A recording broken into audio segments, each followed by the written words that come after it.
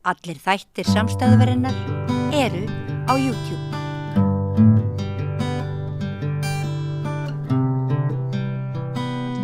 Komið sæl og verið velkomin í hita umræðu við rauða borðið. Við ætlum að greina málin aðeins. Við erum ekki að segja fréttir, en við ætlum frekar eiginlega að greina fréttir sem eru svona nýliðnar og eru samt það ekki búið að vinna úr þessum fréttum. Til mín kominn Jón Þórisson, arkitekt.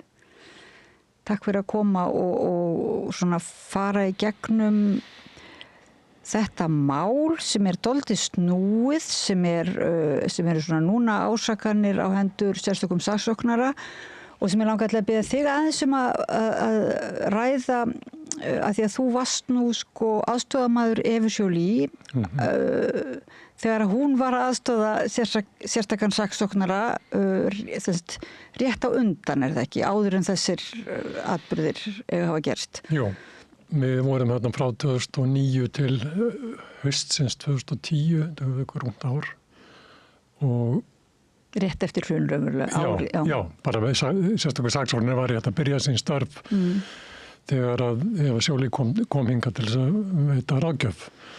Og ef ég skil fréttina rétt sem núna í gangi Jón Óttar og PPP, þá hefst þeirra starfsemi áramótin 2011-12 samhliða því að þeir eru starfandi lögreglumenn, rannsóknarlögreglumenn hjá sérstökum saksóknara. Þannig að þetta svona, já, þannig að þú raunverulega farin úr þessu stöðu þegar þetta gerist. En ég bara velta fyrir mér fyrir þá til dæmis hlustendur og áhorfendur, ef einhver skildi ekki vita hver Eva Joly sem náttúrulega heimsþekkt manneskja, en svona í hverju starf hennar felst, getur þú lýst því bara örstutt? Já, sko hún var náttúrulega gat sér orðið í Frakklandi sem rannsóknardómari, sem embætti sem nú ekki til held ég í mörgum löndum, en það semst dómari með rannsóknar heimildir.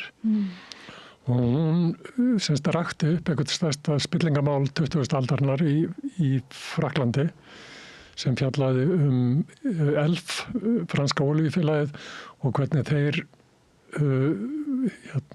voru með peninga hjáveitu til þess að borga stjórnmálamönnum sem þeim voru þóknanlegir styrki. Og þetta fór mjög hátt í fransku samfélagi. Hún sagði nú einhvern veginn ef ég hefði fengið leyfi til þess hefði ég getað ákært bæði François Mitterrand og Helmut Kohl. Wow. En það fékkst nú ekki og þetta var bara stutttímabili franskri sögu þar sem að það voru kringumstæður sem gerðu það að verkum að þetta var hægt.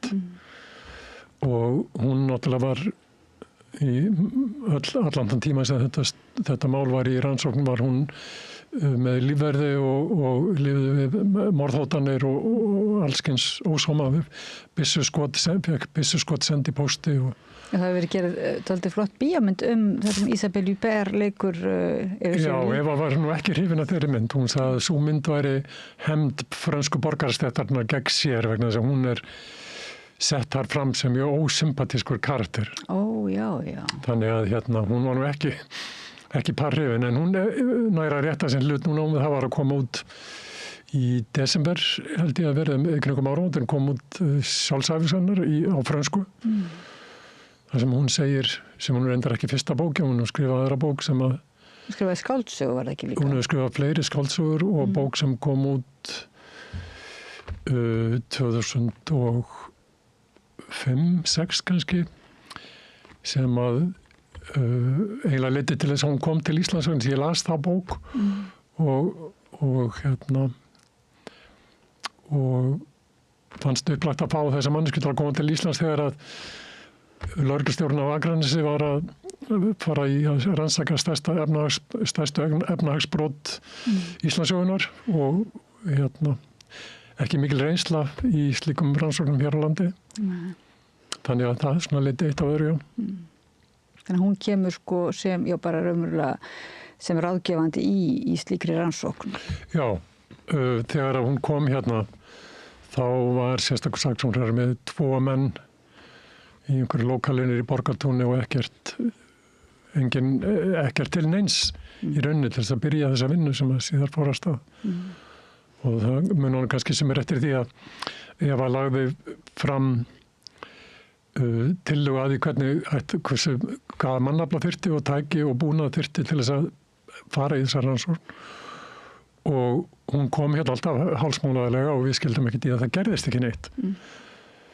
Og þetta semst á vormánuðum 2009 og þá kom í ljós semst að þau lofar sem að hún hafði tekið af dómsmálaráðherra og fleiri ráðherrum þeir lofuðu öllu fögru og sagði já, þetta hafa verið settir í þetta peningar og svo framins sem gerist ekki neitt. Fyrir en hún svo bara fór í sjónvarp og sagði ef þetta verður ekki þá er ég farin.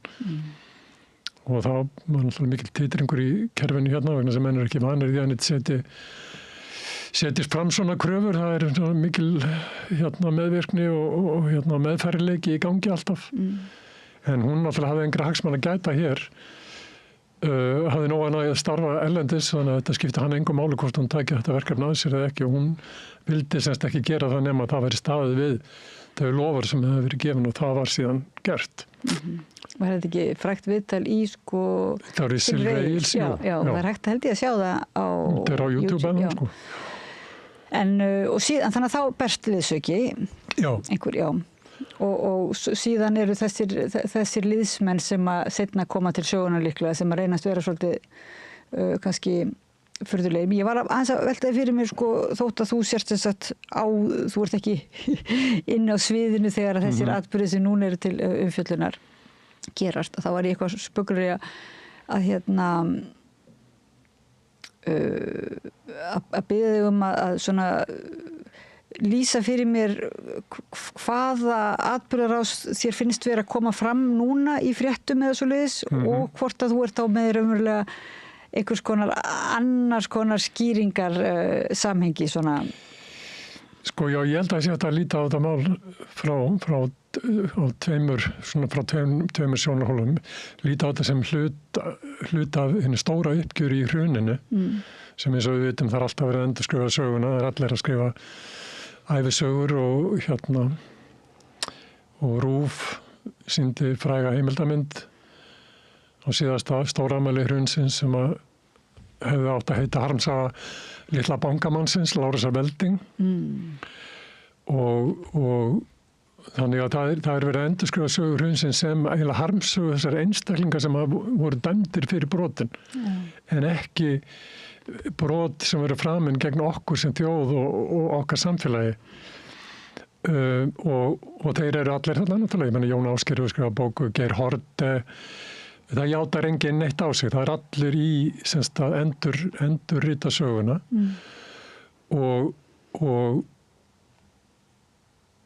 Björgólfur Thor náttúrulega af því að hann tengist nú þessu máli mikið.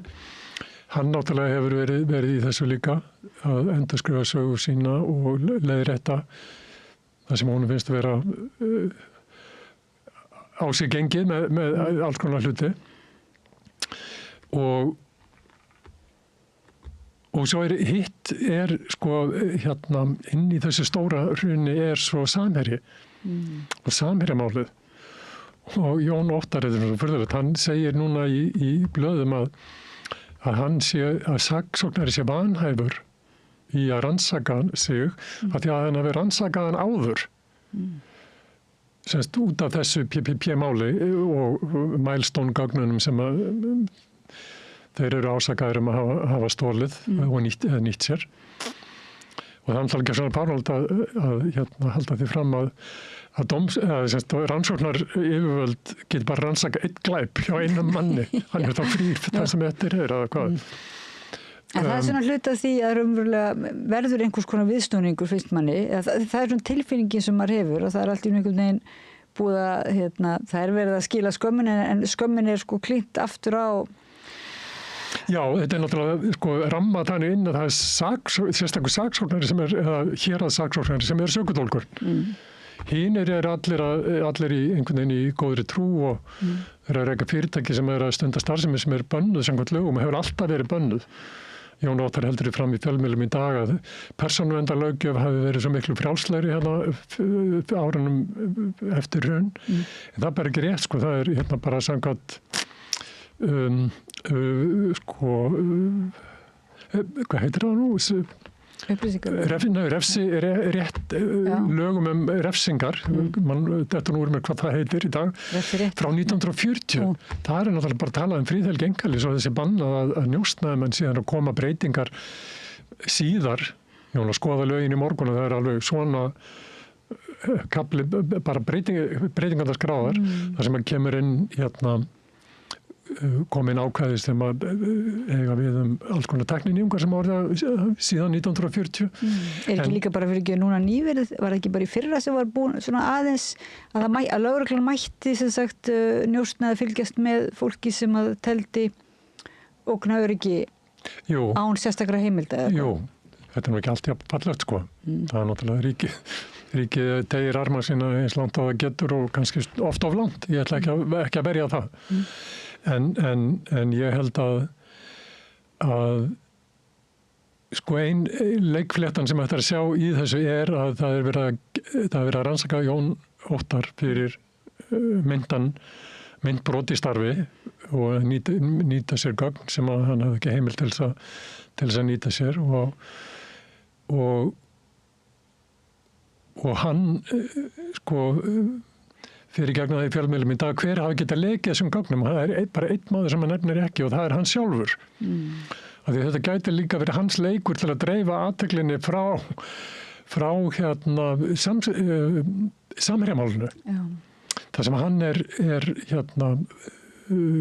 hefur stöðu grunaðsmanns fyrir eitthvað sem við vitum ekki og það má nú eiginlega sko kvarta yfir sérstökum saksóknara eða héraðssaksóknara framgöngu hans í samherjamálinu sem finnst mér algjör skandall að þessu skulle vera haldið undir loki all þessi ár og við vitum ekki neitt. Við erum engu nær nokkuð hlutamálsins. Við vitum ekkert hverjir hafa verið yfirheyrðir, hverjir hafa stöðu grunaðsmanns, hverjir hafa verið á hvaða mönnum rannsókn hefur verið hætt og svo framvís ólíkt því sem í Namibíu þar sem þessi mál hafa öll verið upp á borðum og það búið að menn voru settir í fangelsi og þeir voru dæmdir og þeir sitt inni og það voru sektir greiddar og svo framvís en hér að Ólafur Hauksson lagt sinna dauðu hönd á þetta mál sem sko stórkostlegt hagsmunamál fyrir okkur sem þjóð og það má furðu heita að hann skulle komast upp með þetta og að hann haldi að þetta gagnist honum. Þetta náttúrulega gagnast engum öðrum heldur en þeim sem eru í rannsókn. En er honum það bara í sjálfsvald sett, skilur, ef einhver ætlaði að fara fram á birtingu þessara gagna, hvernig er það mögulegt í okkar kerfi? Ég held að það er náttúrulega ég ætla ekki að fara að gera með sérfræðingi í því hvað má og má ekki í birtingu gagna í opinberum rannsóknum. En það er náttúrulega bara augljóst mál að þjóðin á, og Eva Joly, hún talaði þá á sínum tíma, hún ráðlaði Ólafi að vera opin hvað var í gangi, hverja var að vera að rannsaka og svo framins, en náttúrulega ekki þannig að það kæmi illa við nokkurn mann, en bara þjóðin ætti rétt á. Við búum í svokölluðu lýðræðis samfélagi.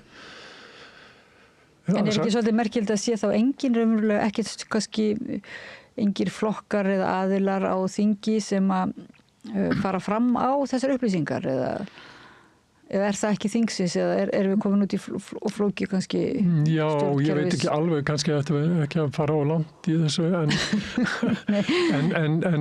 þú veist, mér finnst það bara þú veist, en það á Íslandi virðist vera regla en það all leyndamál nema annars í ákveðu en rauninni þá ætti alltaf vera opinbert nema annars í ákveðu og lögreglan gefur ekki upplýsingar einföldustu sakamál, þú veist, bara til dæmis úr dagbók lögreglunar sem er birt í fjölmiðlum helgar, þetta eins og véfréttir.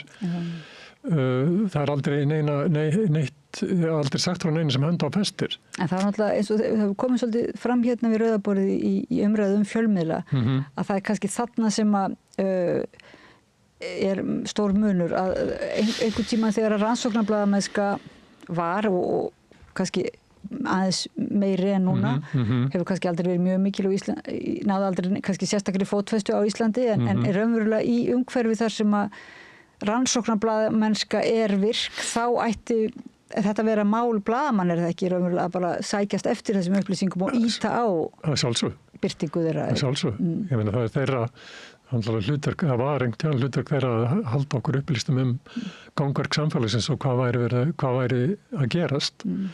Og það í svona stóru máli eins og Samherjamálinu sem hefur ángaði til 3 landa og stórar fjárhæðir undir til stærsta fyrirtæki landsins, valdamesta fólk landsins,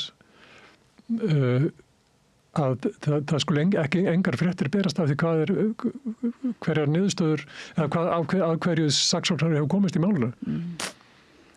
Það mjög fyrðulegt. En þetta sami saksóknari og það ekki, og núna þú ert að gagnrýna hann í þessu máli, en þú vilt meina að hann sé ekki kannski gagnrýni, eða það sé ekki sanngjarn gagnrýni samt núna? Nei, mér finnst ekki hægt að snúa þessu upp á að hann sé einhvern veginn þessi að ásaka hann fyrir eitt þess að hann með 2 starfsmenn sem eru opinberir starfsmenn þegar þetta og ef þeir hafa tekið gögnin ófrjálsri hendi þá það ekki saksóknara að kenna, kannski það ekki hægt að segja hans sé sökudólkur, það þeir sem eru sökudólkarnir eða þetta rétt sem sagt þeir hafa tekið þessi gögn ófrjálsri hendi.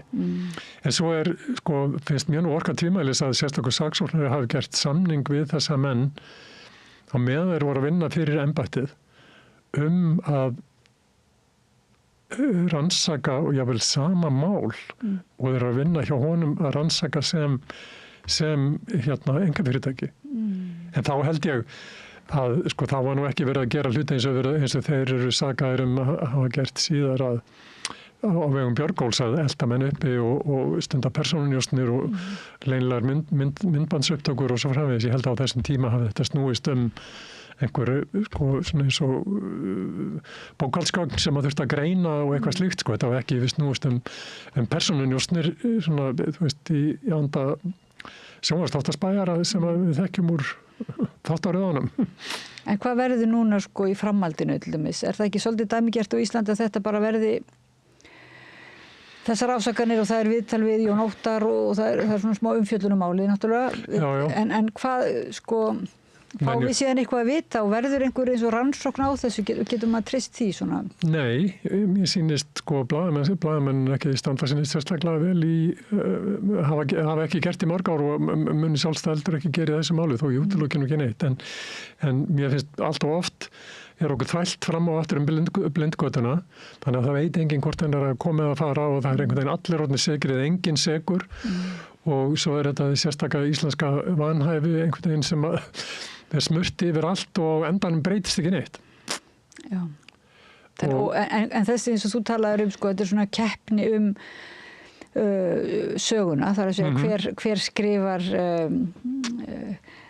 hver skrifar söguna af hruninu sem að verður síðan viðurkennt í framtíðinni. Þeir eru ansi duglegir að skrifa núna þessa sögu. Já. Þannig að hver ætlar þá að skrifa á móti, Já, ég held að þeir átta sig ekki á því, þessi drengir, hrunverjar, útrásavíkingar, hvað við viljum kalla á, þeir náttúrulega unnu. Þeir eru búnir að vinna. Þess að maður lítur á íslenskt viðskiptalíf og valdastrúktúrin, þá eru þeir allstaðar fyrir. Og urðu ráðherrar og eru þingmenn og forsætisráðherra fyrirverandi, var stórtækur í aðdraganda hrunsins í vafasömmum viðskiptum og fleiri. Og þessi menn, það voru nokkur af þeirra sem fóru á dúksrúmum á litlar hrunni, ekki á litlar hrunni heldur í upp á Snæfellsnesi, Kvíabryggju, einhvern smá tíma og svo bara fór allt að staða aftur og þeir bara eiga Ísland í dag. Já. Þannig að en það ekki bara, það er ekki nóg, þeir ætla að kveða okkur algjörlega í kútin. Og svo er nú svo merkilegt að einhvern veginn í gamla dag og í öðrum löndum, til dæmis þekkt frá Bandaríkjunum, þar sem að menn á 19. öldinni voru kallaðir ræningabarónar sem að var sett á löggjöf til þess að ná tökum á einokunar fyrirtækjum í framleiðslu olíu og stáls og kóla og fleiri greinum. Að þessir menn, þeir keyptu sér árþvott með því að setja peninga menningarstarf sem kom á laggirnar alls konar stofnunum og listasöfnum og stofnuðu symfóníuhljómsveitir og styrki til bókmenntaverðlauna og svo framvegis. En á Íslandi ekki neitt. Það bara Samherji borgar fyrir eitthvað íþróttahús einhvers staðar á Akureyri og með allt samfélagið með hreðjataka á samfélaginu vegna þess að þeir ráða öllu, stjórna öllu, eiga allt. Ekki einu sinni þessar glæsilegu mútugreiðslur? Nei, ég meina íslenskir auðmenn eru bara plebbar, sko. Það er frægur einn þeirra sem að, sko, hans, uppáhaldsmatur var, sko, skinkusamloka með Diet Coke. Þegar hann gæti fengið allar kræsingar heimsins á sitt borð, þá var þetta kosturinn og svona held ég að séu margir og ég hef nú hitt sem aðra og þeir en margir myndur bara segja að þú hefur nú bara verið svo mikið í Evrópu og sért orðið svo snobbaður og langt frá íslenskum raunveruleika hvað er að íslenskri skinkusamloku Það er ekki það íslenski skinkusamloku en Björgólfur gamli eldri, hann var nú svona að reyna að vera dálítið menningarlegur og tímabili og svo bara einhvern veginn fór það í skrúfuna þegar náttúrulega við hrunið, sko. Já, hann ætlaði að fara okkur hörpuna sælla minninga og ég man nú eftir því í aðdraganda hrunsins þegar að þeir voru að styrkja málverkasýningar og svona, kannski var hann eiginlega sá mest frumkvæði á þessum vettvangi. Svo eru náttúrulega til samt er til ríkt fólk sem að leggur sannarlega til samfélagsins og er þá ekkert að hvítþvo sig eða grænþvo sig, þetta bara er raunverulega mér finnst alveg með að halda því til að haga, sko. Það er ekki kannski endilega þessi hópur sem ég er að tala sko. Nei, það er fullt af fólki sem er vel stætt og leggur drúgan sker til alls konar menningamála. Þá ég myndi nú frekar kjósa að borgaði bara skattinn sinn og við í sameigninni getum fengið að ráðstafa þessum peningum. Já, en það þurfti ríkisstjórnin að innheimta þann skatt ekki sem að hinga til frægt, frægur hollenskur rithöfundur, sagnfræðingur Rutger Bregman heitir hann. Hann sagði, honum var boðið á Davos fund einhvern tíðan fyrir einhverjum 2-3 árum síðan og var í panel þar eitt góðgerðarstarfsemi og svona framlagti menningar og góðgerðamála. Og hann sagði að þetta væri náttúrulega algjörlega fáránleg umræða að vera að tala um þetta en mig ekki tala um skatta. Vegna þess að ástæðan fyrir að auðmennir geta verið svona rausnarlegir ef þeir vilja er að þeir borga ekki skatta. Og það væri nær að við í sameigninni ákveðum hvernig á að eyða peningunum í staðin fyrir að það sé einhver sérviska, einhvers aukýning sem að finnst einhver ákveðin rithöfundur þess virði að styrkja eða einhver ákveðin tónlistarmaður eða whatever, sko. Og á sama tíma er þessi menntaði eða ómenntaði millistétt og lágstétt í menningunni er oft svo skattpínd að þar með verður oft svo mikil þörf fyrir þessa styrki það er hluti af skekkjunni. En myndir þú segja, ef við vindum okkur aftur þarna núna þetta saksóknaramál og svona þú veist, manni finnst stundum heimildin stendur sig stundum er með forsíðu greinar og svo eru fjölmiðlar með einhverju umfjöllun en einmitt þetta með áframhaldið þetta maður getur treyst í að þetta mál muni fara í einhvern veginn rétta farveg manni finnst svolítið svo það sé afhjúpast að einmitt hrunmálin fóru, það er alveg ljóst að þau fóru ekki alveg í rétta farveg það er mitt mat allavega. Já. En ég held að það sé ekkit annað að gera núna heldur en bara að poppa og fylgjast með þessum farsa sem þetta er. Já, þú ert ekki á því að kalla aftur á Evu Joly eða einhvern til aðstoðar til þess að rannsaka eða fara fram á slíkt? Nei, ég held að það hafi engan tilgang, Ég held að, við vitum alveg hvernig þetta samfélag er. Það er búið að skrifa það deirar bækur, skýrslur, heimildamindir og svo framvegis. Við þurfum ekkert fleiri skýrslur til þess að vita hvernig spillingin er, hvernig óréttlætið virkar. Við þurfum bara að breyta því. Og þegar að málin eru sett í nefnd, eins og mikið nú gert í þinginu, það skipaði nefndir öll mál sem uppkoma þeir sem náttúrulega breinlega til þess að svæfa.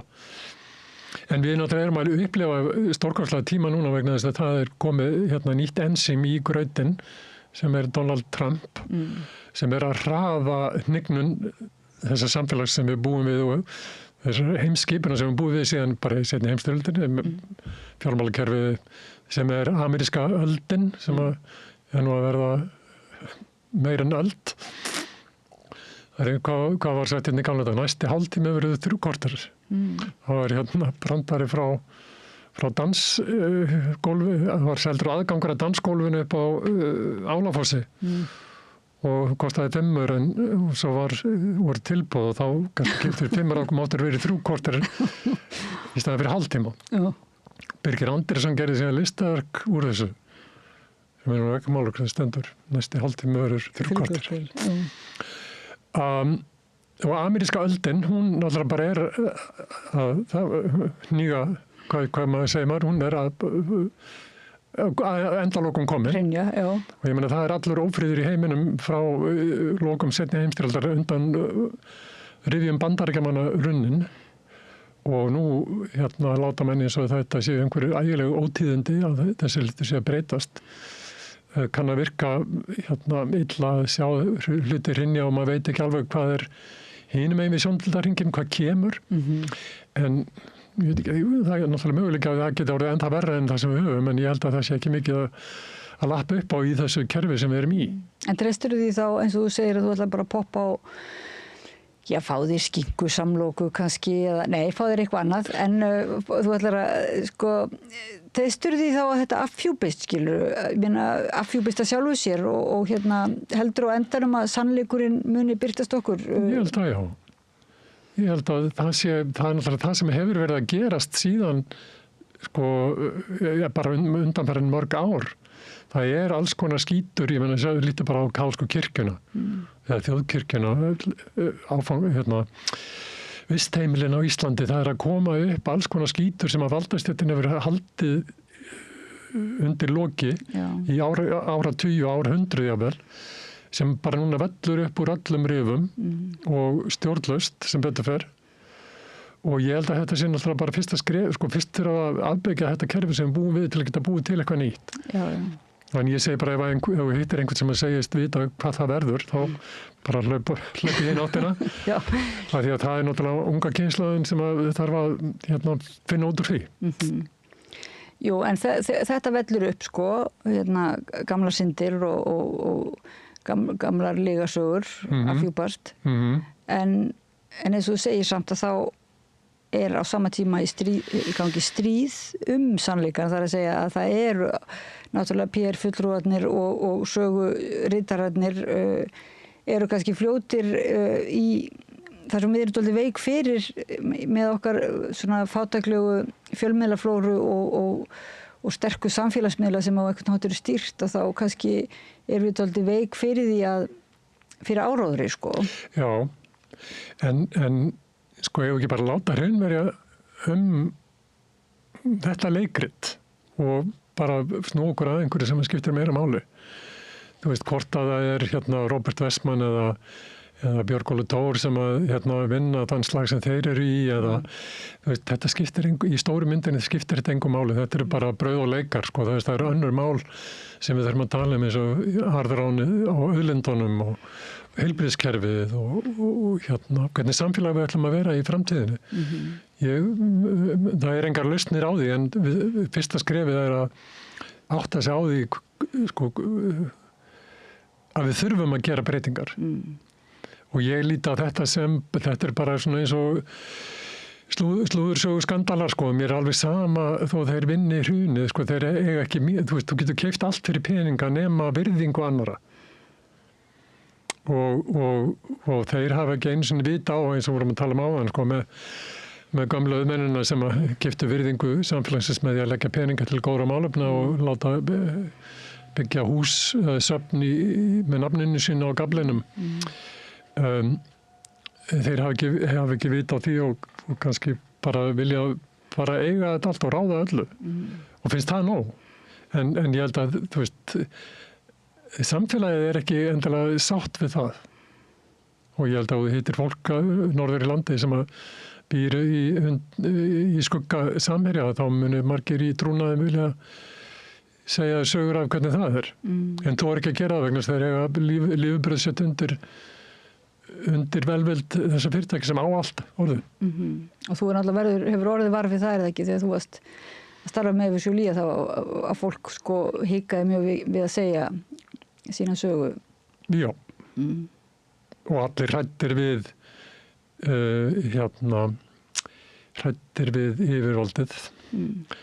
Og þá meina ég ekki ríkisvaldið heldur auðmennina. Já.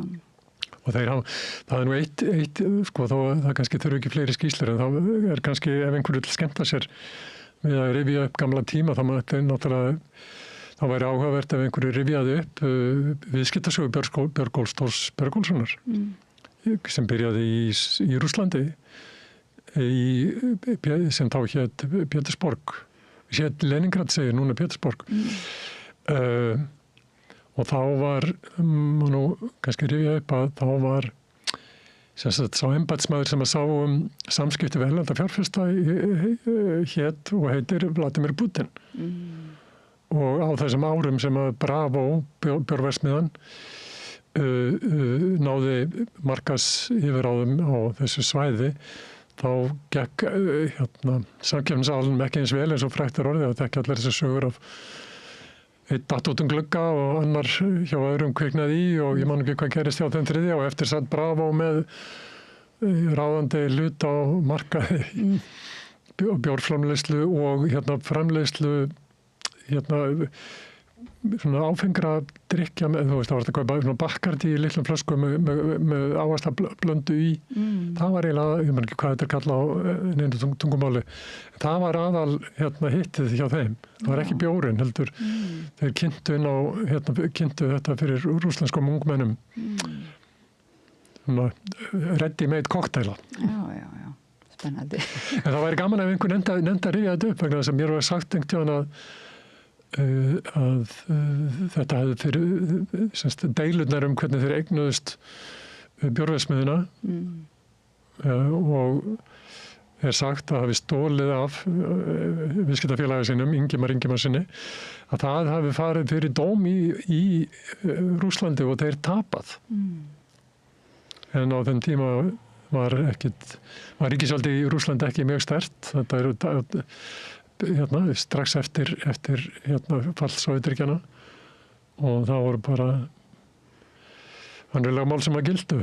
En það er náttúrulega kannski, þú spyrir hvort enginn hafa áhuga að segja það sögu, það er svolítið mörgluti vanþakklátt starf að vera svona fréttaritari spillingarinnar að því að bara beinlínis hættulegt, má segja og þú sjálfst hefur upplifað það að vera ekki vinsælasti maðurinn í partíinu ef þú varst svona tilbúin að vera að vinna með manneskju eins og Evusjólí sem að kannski bara óttast mjög óþægilegar uppljóstranir. Ég kannast við það. En þú þorir nú samt að koma hingað að Rauða borðinu og svona Ég hef ekkert óttast. Ég er í dag og hef alltaf verið valdalaus maður. Ég kann ekki að segja það sem ég finnst hlutina. Nei.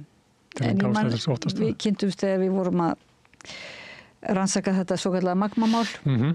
Ég ætlum ekki að fara út í það svona, en þá samt man ég eftir þessari tilfinningu að það voru svo mikið af upplýsingu sem maður upplifið að þyrfti að fylgja eftir, eða það voru svona, þú veist, raunverulega eru svona mál svo flókin að það þarf töluverða vinnu að leggja töluverða vinnu í að eiginlega skilja samhengið, sko. Og þú náttúrulega varst mjög góður að skilja samhengið og rannsaka nokkra þræði og við komumst að því að þetta var alls ekki eiginlega, það var verið að selja okkur það sem þetta væri svo glæsilegi samningur og glæsileg kaup þegar var verið að selja þriðja stærsta hitaveitufyrirtæki landsins fyrir spottprís samkvæmt útreikningum okkar og síðan leit Eva Jolie á þetta mál og sagði að þetta væri svona í fljótu bragði samkvæmt hennar reynslu og þá væri þetta, sagði það opinberlega á blaðamannafundi að það virtist þetta vera þannig mál að það væri ekkit ólíklegt að væri glæpamál.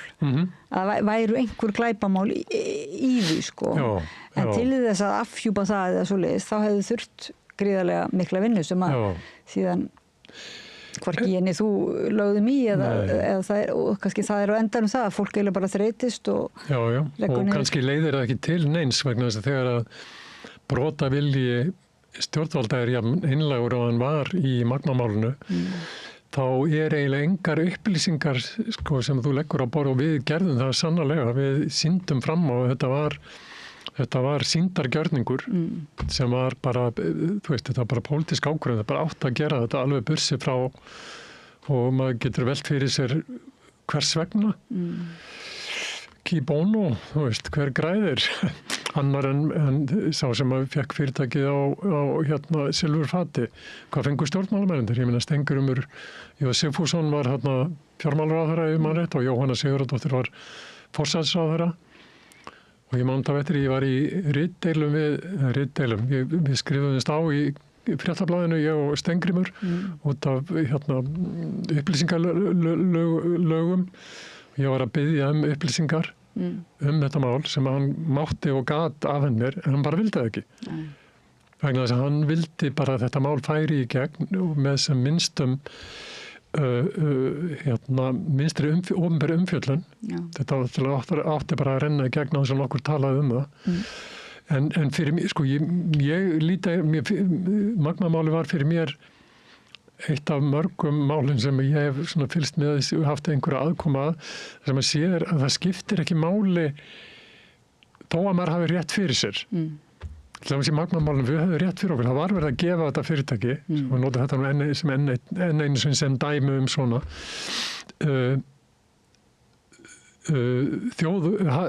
hagur þjóðarinnar og okkar eigandana var algjörlega fyrir borðborin en til hvers? Þess vegna kemur alltaf spurningin hver fekk greiðslu inn á nafnlausan erlendan bankareikning því af hverju ættir að vilja gera þetta? Af hverju ætti Stengurumur Sigfússon að vilja afhenda þessi sameign þjóðarinnar erlendum auðkýfingi? Það var eitt gott sem við gerum í því máli. Það var við eyðilögðum hugmynd Ross Beatty það að verða einhvers konar vildarvinur þjóðarinnar. Manstu eftir því, hann talaði mikið hann ætlaði að koma og vera hlutur ári og sinna menningunni og svo Ísland og náttúran og jari. Eitthvað við vorum leiðilega. Það var eiginlega Björk sem að skaut þetta niður. Já, hún algjörlega var komin bara í persónuleg ritdeilu við hann. Já, í Kanada, hann var minna fyrir því hér, en í Kanada var þetta stórmál. En þetta var alltaf til þess að við losnuðum við hann, nú fengið aðra skarfa síðan, en við losnuðum við Nubo og Bíti, en svo hafa það nú komið stærri fiskar, hvað nú heita, Radcliffe og ítalskir barónar. Já, en það er einmitt þessi tilfinning að fólk leggur mikið á sig og kannski blaðamenn í einhverju uppgjöf líka vegna þess að sko á meðan það er ekki farið eiginlega að rótum vandans, á meðan þetta er það ekki þá lagalegur og stjórnmálalegt kerfi sem að leifir einhvern veginn svona þess að fara svona freklega framhjá almannahagsmunum sko og núna er þetta var náttúrulega engin undantekning því núna sér maður að þetta eru íbúar landsins eins og Seyðisfirði og víðar eru bara hundsaðir sko og þá eru sagt hagsmunir stórfyrirtækjanna eru þar miklu meira hlustað á þá svona. Það er náttúrulega bara ráða. Ég meina það er ekki farið yfir einnar nætur ís í þessum málum eins og Þorvaldur Logason lýsir í sinni ágætu bókum Umræðarklíkuna. Ég meina þeir bara byrjuði í menntaskóla, Davíð Oddsson og Hrafn Gunnlaugsson, Geir Haarde, Hannes Hólmsteinn og síðan bara tóku þeir og ég man alltaf eftir, ég var Hannes Hólmsteinn kannski 2 árum eldri en ég og ég man eftir að við vorum sko ennþá að hlæja að vitleysin í honum og þá þegar það var orðið að lögum. Þess að hann var náttúrulega bara eitthvað skoffin í Vesturbænum sem allir gerðu grínað en hefði betur tekið hann alvarlega vegna þess að hann bara kom öllum sínum málum og þetta fólk. Og þegar þeir tala til dæmis hrunið og uppgjörð á hruninu og hvað það var erfitt að fá menn sakfellda fyrir það sem okkur finnst að vera augljós brot, að það var búið að búa í haginn fyrir þetta í áratugi með breytingum á öllum á lögum bankaviðskipti, svelta eftirlitskerfi, þetta er náttúrulega þekkt nýfrjálshyggju aðferð og í rauninni þá ætti að skila skömminni heim og það til Alþingis, til stjórnmálmannanna. Þeir búa til það umhverfið, það ekki hægt að ásaka úlfana fyrir að veiða á lendunum sem þeir eru útlitaður. En nú var náttúrulega að tala það eftir hrun, það fór nú ekkert smávegis púður í það að ræða hvernig væri hægt að komast hjá öðru eins og hvernig mætti tryggja öryggi almennings með lagasetningum og þar kemur auðvitað stjórnarskrármálið inn að það, þú veist, var hugmyndin raunverulega þyrft að fara í og breyta stjórnarskránni sem síðan var eiginlega svikið og hefur verið svona saltað og dregið og kannski hefur aldrei þá orðið til þessi, það hefur aldrei verið gerðar þessar breytingar Ég meina það þú veist, þú getur ekki beðið sjúklingar að gera aðgerða sjálfur sér og sjúklingurinn valdastéttin, stjórnmálamenn viðskiptalífið ég meina þetta er bara inngróin klíka sem að ræður öllu og það þú veist stöð streymi manna og milli stjórnmálana og alls konar opinbera stofnana og viðskiptaráð og lobbyistarnir, þeir skrifa lögin og forstjórarnir, ég meina það nú nýleg dæmi, ég man nú ekki nákvæmlega, nú eitt dæmi hvað þetta saman súrrað allt saman til dæmis að Sigurður Kári Kristjánsson, lagfræðingur, fyrirverandi alþingismaður Sjálfstæðisflokksins og fyrirverandi ræðismaður Ísrael á Íslandi núna ég man ekki hvað hann kallaður forstjóri eða stjórnarformaður mannréttindastofnunar og menn fara úr útgerðinni og inn í fiskistofu og svo framvegis ég meina þetta alltaf einn kærleikskeðja. Þannig að þú meinar það að þegar ég spyr hvort það væri gott að eins og í hruninu að hringja í vin og fá Evu Jolie eða eitthvað til að hjálpa það sé raunverulega bara vandi sig aðeins of stór núna. Það dugir ekki bara elda upp í einstaka mál og rekja þau sem glæpamál. Það er komið að raunverulega miklu en verði það ekki samt góð byrjun eða hvað? Eða verði það ekki gott með? Þetta er allt gott hvað með öðru, ég ætla ekki að fara að draga úr mikilvægi þess að rannsaka svona mál, en ég held bara, að lausnin er ekki þar.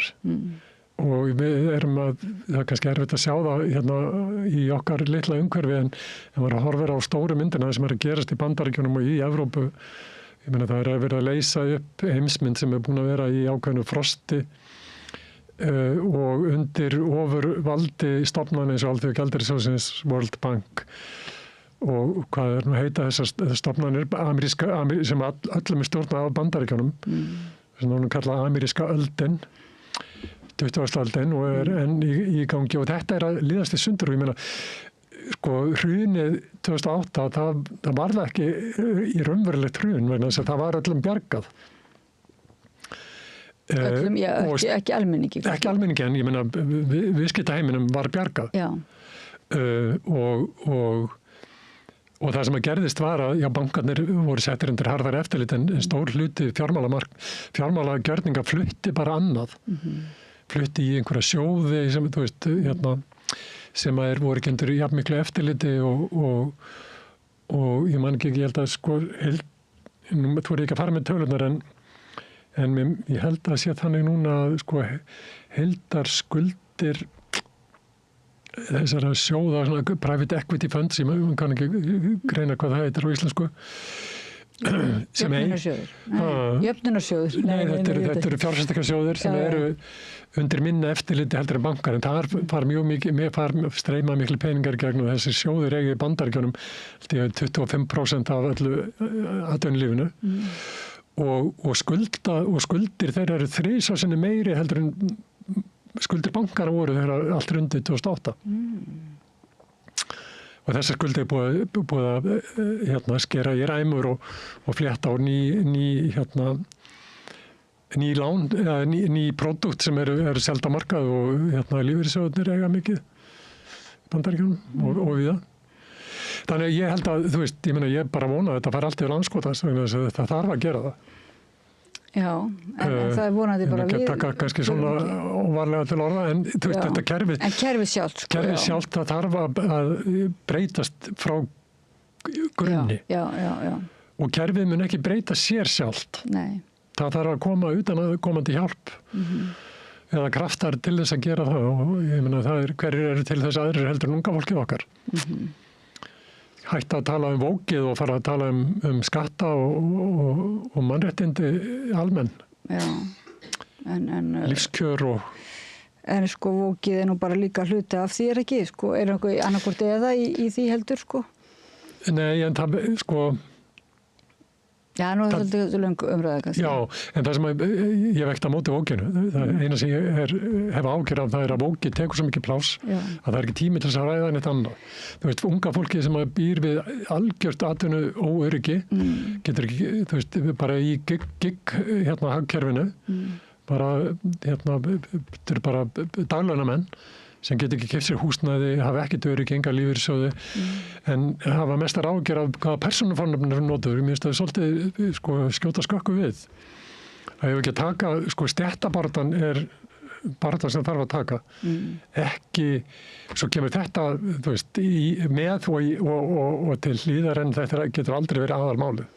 Nei, en svo kemur það samt bara, hver sagði að þetta væri aðalmáli? Það er líka svolítið ósanngjarnt finnst mér að ætla eins og það sé stór hópur ungs fólk sem að sé bara að pæla í persónufornöfnum og sé ekki að pæla í neinu öðru. Því ég hef ekki fundið þann einstakling, sko, sem er bara, þannig að mér finnst það líka vera hluti af einhverju áróður í gegn, skilur, en sannarlega hefur þetta vókdeila, sko, náða afvega leiða okkur, sko, frá því, og sjálfsagt... Og þá getur maður enn og aftur spurt og hver hagnast á því? Hver græðar á því? Veist að það er mikið af því sem er í gangi í fjölmiðlum er bara, hvað kallaði Davíð Oddsson, þetta er smjörklípur. Það er sko sett á flot einhverju vitleysa sem allir fara að tala og meðan er verið að gera á bak við tjöldin einhverjar ráðstafanir sem enginn tekur eftir. Nýlegt dæmi, til dæmis núna dæmi, sko, Trump, það náttúrulega rennur upp úr honum vitleysan viðstöðulaust, hann náttúrulega bara með munnræpu. Daginn segir hann eitthvað að leggja tolla á bandarískar kvikmyndir sem eru framleiddir erlendis og þá bara fer allir fjölmiðlar heimurinn af stað og það er viðtal, ég hlusta á viðtal, ég held að vera á RÚV, viðtal við einhvern forsvarsmann einhvers staðar í kvikmyndagerðinum á Íslandi að spá endalokum heimsins ef þetta yrði. En það vissi engin neitt, það eina sem hafi komið fram í málunum var þessi eina staðhæfing, fullyrðing Trump og þá fyllir þetta frétta gáttirnar í 24 tíma og svo bara næsta dag er komið eitthvað annað. En hvað með saksóknarmálið? Hvað heldur að sé í gangi þar þá? Meðan nú erum við svona, okkur líður eins og það hafi eitthvað verið afhjúpað og við vitum ekki alveg hvað svona...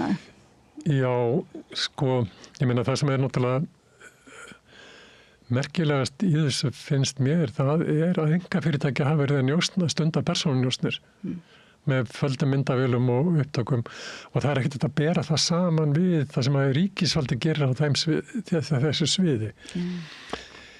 Ég ætla ekki að verja sérstaklega saksóknari því að það er mjög líklegt að megi færa rök fyrir því að hann hafi gengið of langt í sínu eftirfylgni eftir hrun og hlera á mikið. Ég ætla ekki að sverja fyrir það, en það er ekkert að bera það saman við einhverja 2 spaða út í bæ sem eru fyrrverandi lögreglumenn og jáfnvel á meðan þeir eru að vinna fyrir sérstaklega og eru opinberir embættismenn. Þannig að það hefur aldrei verið leyfilegt á Íslandi að stunda persónunjósnir. Ríkið getur gert það, en þá heitir það eitthvað annað. En fyrir einstaklinga eða fyrirtæki að gera það hefur aldrei verið löglegt. Nei. En þeir eru ekki kærðir eða hvað? Það skil ég ekki alveg, sko. Ég skil ekki alveg linkindin í þessu vegna þess að hvers vegna var þessi mál ekki fyllt eftir með skýrar hætti og hvers vegna sættir saksóknari sig við það að 2 af hans starfsmönnum séu að vinna, ég má segja beggja vegna borðs á sama tíma. Láta nú vera að þeir segja upp störfum og fari. En ég meina í mörgum svona mikilvægum, til þess að í fjármálagerðinum er algengt að menn sem eru í lykilstöðum hafa aðgang að mikilvægum upplýsingum og í mörgum fyrirtækjum að ef þú hættir, það máttu ekki leggja stund á sambærileg störf inn í einhvern ákveðin tíma. Og það hefði ekkert verið óeðlilegt að sérstökur saksóknari hefði haft það inn í sínum samningum við sína starfsmenn að þeir mættu ekki hætta hjá honum og fara að vinna fyrir mótaðilann og nýta sér í einhvern ákveðin tíma. 1 ár eða 6 mánuði, whatever. Það er svona næstu, þurfum alltaf að nefna það, sko. Nei, ætti eiginlega ekki, og ég var nú að rifja upp í gær, eftir að þú hringdir í mig, þá var ég að rifja upp, að í upphafi þá átti ég að vera starfsmaður sérstaklega saksóknara og sem sagt vinna fyrir Efi Sjóli. En ráðin af honum. Og ég fekk í hendurna samning sem var lengri heldur en rannsóknarskýrsla Alþingis. Það sem ég átti að gefa frá mér allan rétt á öllu sem bara gerðist í lífi mínu á meðan á þessari vinnustæði fyrir sko, mjög nauman kost og það var ég man ekki, ég held að vera undir lokin það var að tala höfundarétt að öllu sem gerðist hvort sem það voru trúna, þess að ég bara átti að gera rétt á mín eigin líf. Ég er náttúrulega skrifað ekkert undir þetta og endanum gerði ég bara samkomulag við Efi Sjóli og hún var síðan með einhvern samning við sérstakann. En þannig að hann á þessum tíma var algjörlega meðvitaður sem sagt mikilvægi þess að það væri farið varlega með gögn og að menn þurftu að Þannig að þú veist það, þannig að það er mjög ólíklegt að hann hafi sýnt eitthvað kæruleysi 2 árum síðar. Já, mér finnst það skrítið ef hann gerði það. Já, en það væri náttúrulega sannarlega, ég segi svona fyrir mig, ef þetta væri skáldsaga og kannski sérstaklega því þetta er ekki skáldsaga, þá væri þetta aldrei freistandi að heyra hvað allir manneski svo Eva Sjóli myndi segja þetta mál núna þessar ásvakanir. Já. En er hún bara komin í að skrifa bækur eða svona? Nei, hún er að vinna sem lögfræðingur í Fraklandi, sko. Hún fekk